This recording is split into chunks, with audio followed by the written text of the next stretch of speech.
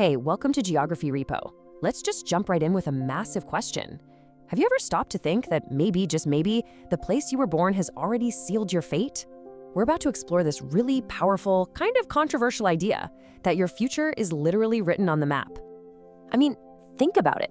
Is who you become, how successful you are, even the way your whole country is built, was it all predetermined by the mountains, rivers, and coastlines that were there long before you?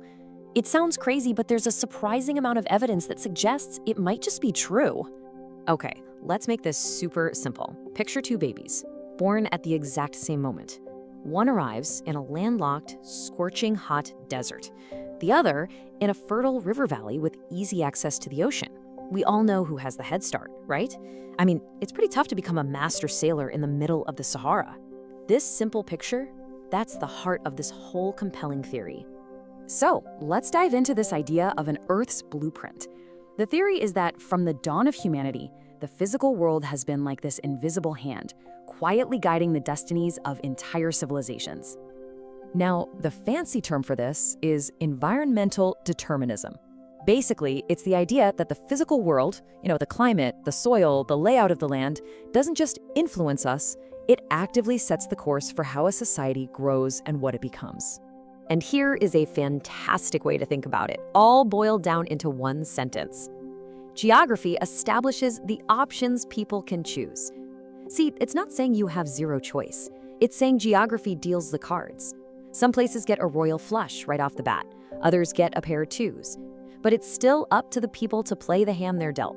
All right, so if geography really is destiny, then the proof should be written all over our maps, right? Well, when you start looking for the patterns, they are incredibly hard to ignore.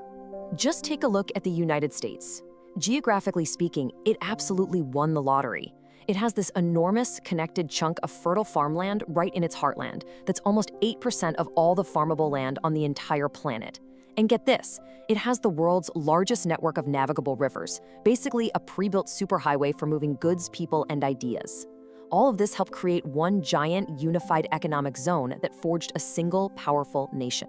But what about when you compare two giants on the same massive continent? For literally thousands of years, China has always, and I mean always, reunited into one huge state, while Europe has stayed this fractured mess of competing countries. Why? Well, the answer is fascinating, and it's staring right at us from the map. Now, this is so cool. What you're looking at is a computer model that simulated history. They just plugged in the geographical data and let it run. And the result? Look at this. The red line, that's China, almost always ends up as one unified state. The green line, Europe, always stays fragmented. The model basically says China's huge connected plains made a single dominant empire almost inevitable. Okay, so the case seems open and shut, right? Good geography equals success. But history's never that simple. It's full of twists. And sometimes the map doesn't tell the whole story. Sometimes it feels like it's flat out lying. Because if good geography is the secret sauce, then you've got to explain the outliers. The countries that had everything going for them and totally stumbled, and the ones that started with next to nothing and blew everyone's expectations out of the water. Let's start with Exhibit A, Argentina.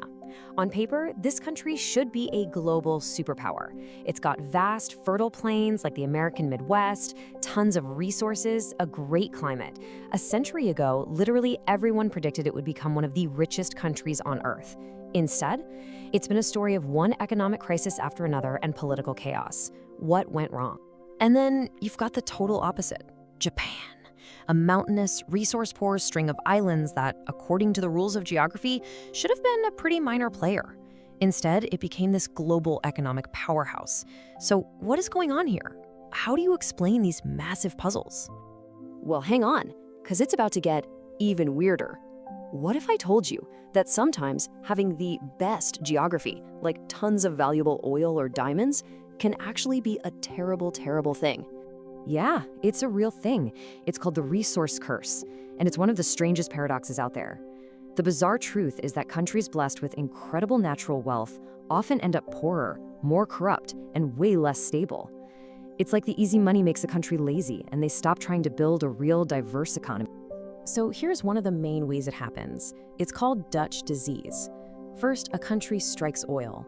Money floods in, which makes their currency super strong. But that strength makes everything else they produce, cars, food, whatever, way too expensive for anyone else to buy. So all those other important industries just wither and die, leaving the entire country dangerously hooked on the price of that one single thing. Okay, so if geography is in the whole story, and even good geography can backfire, there has to be another piece to the puzzle, something more powerful than the map itself. And that something is us. It's the human factor. This brings us to a more modern way of thinking called possibilism. And it goes like this. Yes, the environment sets limits, it creates challenges, but human beings, with our culture, our creativity, our technology, we have the power to overcome those limits. We can choose from a whole range of possibilities. We aren't just pieces on the board, we're the players. And this is what solves our puzzles. Argentina stumbled, not because of its land, but because of decades of unstable governments and bad economic choices. Japan succeeded, not because of its mountains, but because of a powerful culture of innovation, smart policies, and a relentless drive to adopt new technology. Turns out, these human factors can be way more important than any river or mountain range. Now, it's really important to add a word of caution here. This whole debate has a pretty dark history. In the past, a very rigid, simplistic version of environmental determinism was twisted to make racist arguments, claiming that people from certain climates were naturally inferior. This was then used as a so-called scientific justification for colonialism. It's a toxic legacy that we absolutely have to understand and reject. So after all that, where does it leave us? Is geography destiny or not? Well, the real answer seems to be that it's not a simple yes or no. It's not the planet or the people. It's the dance between the planet and the people. You know, maybe the best way to think about it is like a video game. Geography is the starting level. And it absolutely matters. Some players begin with more resources, a better map, fewer enemies. But it's just the start. The skill of the player, their choices, their strategy, their resilience, that is what ultimately determines who wins the game. And that brings us right to today. With our incredible technology, we can build massive cities in the middle of the desert. But at the same exact time, we're facing a global climate crisis that's creating a whole new set of geographic challenges. So I'll leave you with this to chew on. Are we finally escaping the rules of geography, or are we just being forced to learn a new, much more difficult level of the game? What do you think? Let me know your thoughts down in the comments. And hey, if you enjoyed this deep dive into the hidden forces that shape our world, you know what to do. Be sure to subscribe to Geography Repo for more. Thanks for watching.